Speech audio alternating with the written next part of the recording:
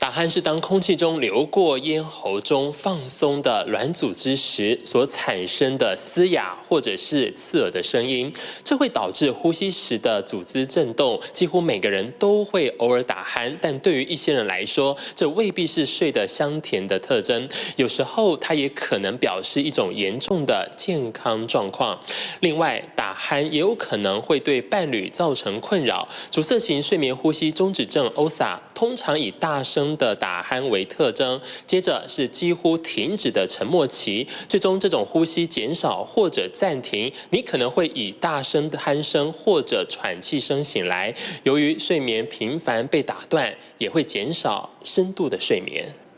这种呼吸暂停的模式可能在一夜之间重复多次，因此隔天的精神状态或者记忆会受到影响。并非所有的打鼾患者都有呼吸中止症，但如果打鼾伴随着夜间频尿、白天的过度嗜睡、注意力不集中，甚至开车会常常打瞌睡等等，可能是需要去看睡眠医学专科来进行进一步的评估。打鼾它的形成是因为我们的呼吸道的一个软组织的震动，那可能来自于譬如说这个悬雍垂太长，或者是扁桃腺太大，或者是我们的舌根太肥厚。甚至病人有鼻塞的症状的话，都会引起我们的呼吸的阻力比较大，而造成这个鼾声的出现。那更严重的话，就是会造成我们的呼吸道阻塞，而形成睡眠呼吸障碍。也就是会睡到一半的时候会因为缺氧。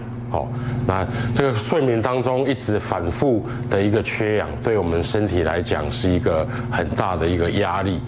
医师指出，临床上常看到睡眠缺氧，并有可能会合并心脏或是脑部血管方面的问题。比较常见的，譬如说心律不整、心肌梗塞，或者是脑血管的病变，这些都是在临床上比较容易因为长期缺氧而导致的并发症。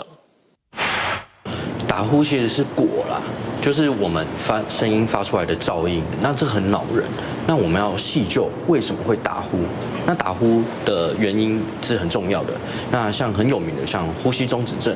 像你呼吸道阻塞，那导致你的喉咙发出这种声音很恼人，所以就是打呼了。肥胖也是一个很重要的议题。根据研究显示，睡眠呼吸中止症会增加心血管的风险，包括脑中风、心肌梗塞、心律不整，甚至也会增加失智症的风险。如果有习惯性的打呼，白天常常可能疲累、没睡饱，睡眠中有呼吸暂停的现象，高血压、体重过重、年纪大于50岁、颈围大于38公分以上，属于睡眠呼吸中止症的高危险群。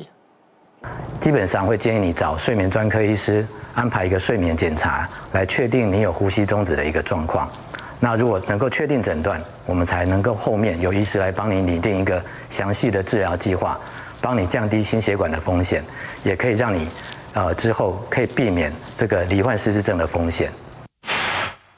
睡眠呼吸中止症对身体造成的影响可以分成立即的或者是长期的。那立即来看的话呢，可能就是会白天注意力不集中，比较嗜睡。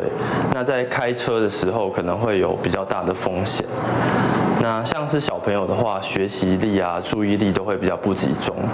那成人的话，对于工作效率，还有在上班的时候，可能会造成比较容易嗜睡的状况。医师提醒，如果发现有睡眠呼吸中止症的情况，都要提高警觉，尽速就医，积极治疗。TVBS 新闻陈如环、肖英强、蒋志伟台北采访报道。